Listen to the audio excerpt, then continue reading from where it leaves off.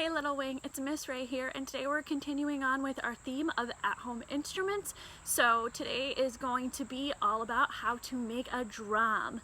So we'll start with our list of supplies. The first thing that you're going to need is really any sort of container. So there's a lot of options here. Parents or who's ever at home, you can use a coffee canister like this one.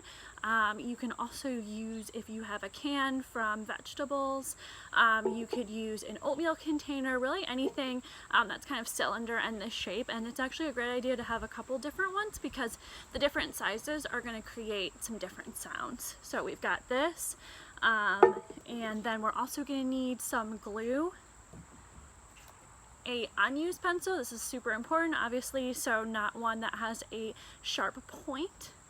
Optional for our handle is going to be this little clay that you can use to put pictures on the wall. So you don't need this, but it's nice to have to create a end for our drumstick, and then it also helps, again, safety so that there's no hard edges. The last thing is some sort of construction paper or paper that's going to go all the way across to decorate. So there are two different ways. First, you're going to, of course, clean out. So wash the container, let it dry. And then for this one, you can actually use the cap because it has a nice plastic cap. And then you'll see here, makes a nice sound.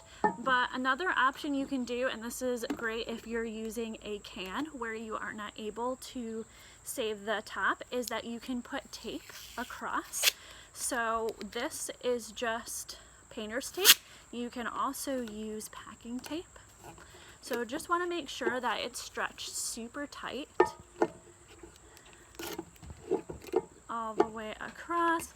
This is one that adults may need to do beforehand, or if you have some older kids at home or students, they may also be able to help you push down on the tape. So again, we're just going to go very tight and stretch this all the way across. You want to make sure that there are no gaps. And so now we're going to go across the other way.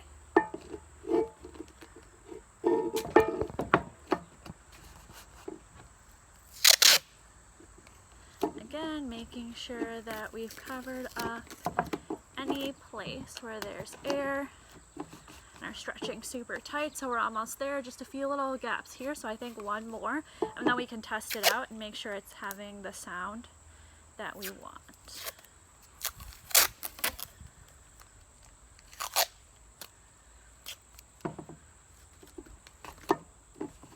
And again, don't worry if there's tape along the edges because we're going to cover this all up with construction paper. So it looks like we've got all of the holes covered up. And again, for extra protection too, you could continue to go across just so that it lasts longer and it doesn't create holes as quickly when they are rocking out with the drums. So I think this should be pretty solid, and as you can see, makes a great sound, not too loud. Now, since this is a pretty simple project and the time doesn't take super long, this is a great opportunity to also include some music recognition in with this project. So although you could definitely just use a plain piece of paper and color, go crazy with some fun designs, we're actually going to use this opportunity to kind of practice reviewing some musical notes. So keeping it simple, we're just doing the 4, so whole notes, quarter notes, eighth notes, those kind of ones.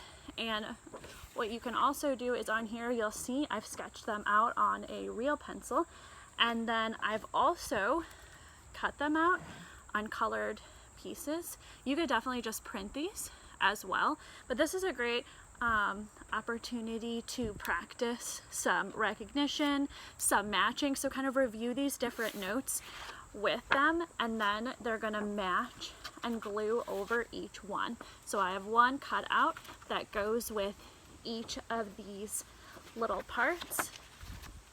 So you can just glue or even tape. So we're going to put this on the back of one and then encourage them to look for the corresponding one and paste it over it like that. And then once all of them are done, we're going to wrap this around here, and then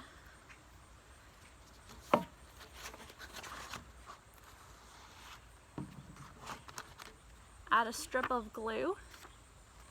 You may need to also use some clear tape to hold it a little bit sturdy, but you'll see now we've got our drum that's going to have all of these fun little musical notes across.